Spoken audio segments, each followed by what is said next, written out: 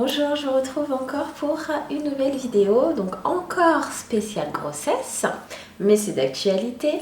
Et là c'est pour vous présenter ma routine soins pendant la grossesse.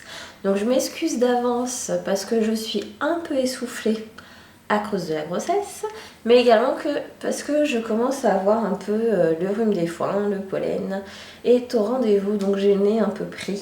Donc voilà, mais j'espère que vous me comprendrez. Donc, je vais commencer par les soins de la tête aux pieds. Alors, pour le visage, il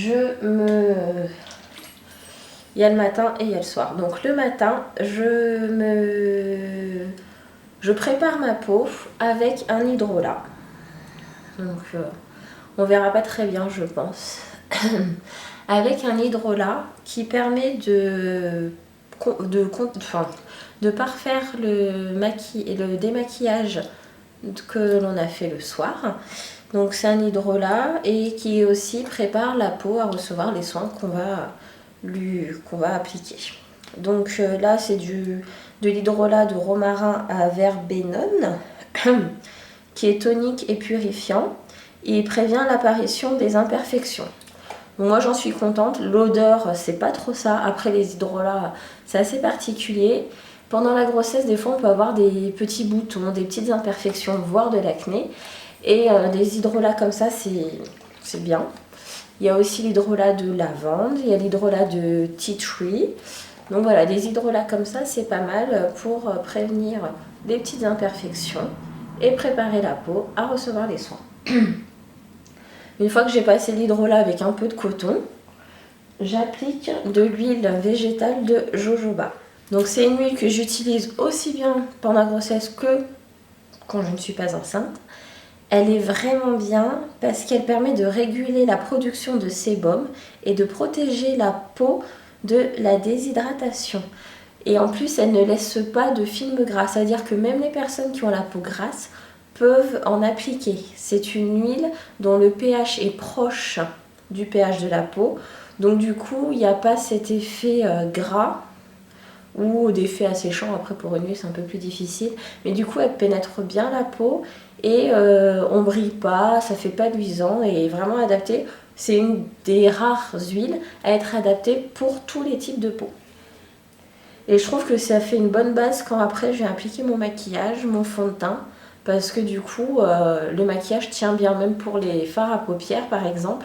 Il n'y a pas besoin en tout cas pour ma part, il n'y a pas besoin de venir appliquer une base pour base à paupières. En fait, ça fait bien le travail. Pour le visage, le soir, j'utilise du liniment oléocalcaire de la marque Gilberte. Donc c'est très connu pour le soin du change des bébés. Moi je l'utilise sur le visage, je me démaquille avec. Donc c'est fait à partir d'eau de chaux et d'huile d'olive. Donc la peau est nourrie, elle est protégée, c'est pas agressif. Après je crois qu'en fonction du type de peau et du pH du liniment, ça fonctionne plus ou moins bien. En tout cas moi sur ma peau ça fonctionne très bien. Je me démaquille avec ça, je finalise avec l'hydrolat derrière et j'applique mon huile de jojoba comme je fais le matin. Donc voilà. Et franchement c'est un démaquillant super efficace parce qu'il enlève le mascara avec succès. Et il y a vraiment des démaquillants qui des fois on est obligé de prendre des cotons, que là franchement avec le même coton je peux faire les deux yeux. Donc moi j'en suis vraiment très contente. Donc voilà. Ensuite on descend un petit peu et on arrive aux aisselles. Alors pendant la grossesse, les odeurs au premier trimestre pour moi c'est juste une infection. Je ne supporte pas le parfum, je ne supporte pas le parfum de mon mari, ni son déodorant. Enfin toutes les odeurs fortes ou de parfum, c'était très difficile à supporter. Donc le déodorant, n'en parlons pas. Moi j'avais un déodorant naturel que j'avais fait moi-même à base du bicarbonate de soude, d'huile de coco et d'huile essentielle. Mais comme il y avait de l'huile essentielle, du coup j'ai arrêté d'en mettre. Et j'ai eu la flemme d'en refaire, juste huile de coco et bicarbonate. Donc j'utilise le bicarbonate tout seul. avec un peu d'eau. Donc quand je finis de prendre ma douche, je passe ma main sous l'eau, je mets un peu de bicarbonate, je l'applique, encore de l'eau, bicarbonate, je l'applique et c'est nickel pour toute la journée. Donc ça doit coûter moins de 2 euros. Il y a 800 grammes, donc presque 1 kilo. Donc là il y en a pour tout le temps de la grossesse, hein, voire après derrière. C'est naturel, il n'y a aucune odeur. Ça neutralise les odeurs, ça neutralise les bactéries, si je ne dis pas n'importe quoi. C'est un très bon déodorant naturel, il est très efficace. Ça ne vous empêche pas de transpirer. En même temps, les antitranspirants, c'est pas ce qu'il y a de plus recommandé parce que le corps, c'est naturel de transpirer. Il a besoin de transpirer. Moi, je ne sens aucune odeur avec ça. Et je peux même avoir des odeurs beaucoup plus gênantes en ayant appliqué un déodorant qui a une odeur. Donc voilà. Et j'utilise en alternative, parce que j'ai eu l'occasion de le tester, un déodorant naturel, vegan, non testé sur les animaux, sans produits d'origine animale, une composition très soft. Donc il y a du beurre de karité, du bicarbonate de soude, de l'arrowroot, du beurre de cacao, de la vitamine E, de l'humulus lupulus, je ne sais pas ce que c'est. Donc voilà, mais c'est un très très bon déodorant naturel, déjà tout prêt, facile à transporter, qui ne prend pas de place. Il n'y a pas d'aluminium dedans, il n'y a pas de produits synthétiques, ni issus de la pétrochimie. Il se présente comme ça, donc il est solide. Et vous l'appliquez avec une petite spatule. Enfin, vous l'appliquez. Vous en prélevez un petit peu avec la spatule. Vous le mettez sur vos doigts. Vous le faites fondre sous vos aisselles. Et voilà, c'est pareil que le bicarbonate, mais c'est vrai que c'est plus pratique et peut-être un petit peu plus doux parce que le bicarbonate, ça fait un peu des granules. Donc un petit peu effet gommage. C'est pas plus mal. Et voilà, celui-ci il est vraiment bien. Et en plus, donc il n'y a aucune huile essentielle dedans. Et il est sans parfum en fait. Fragrance free.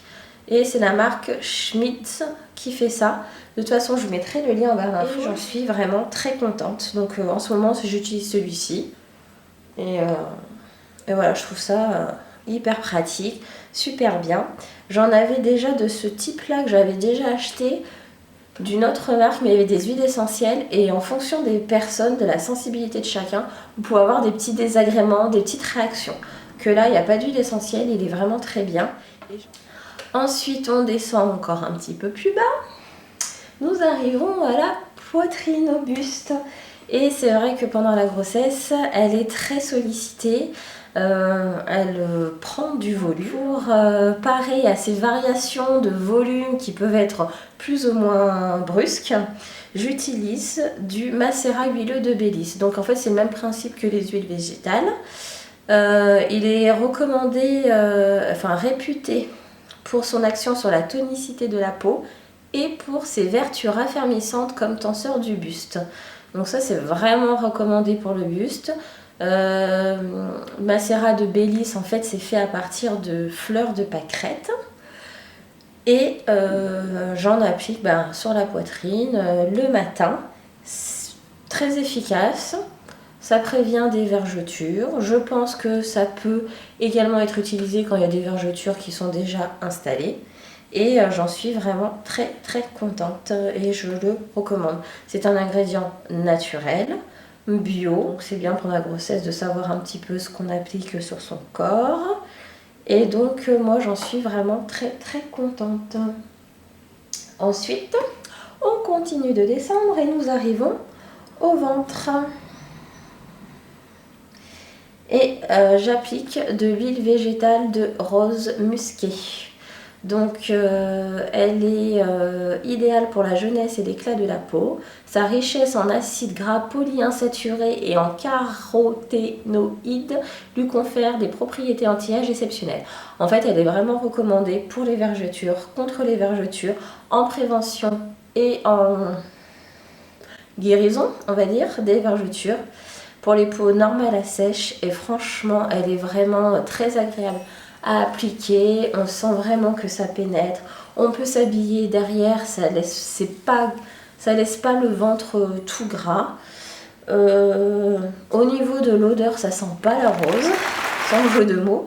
Ça a une odeur de fleurs un peu rance, mais l'odeur s'estompe très rapidement.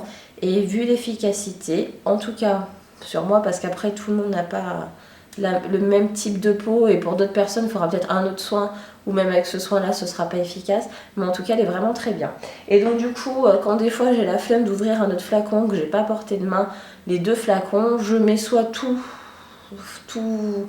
la rose musquée sur tout l'ensemble buste et ventre, ou sinon l'autre.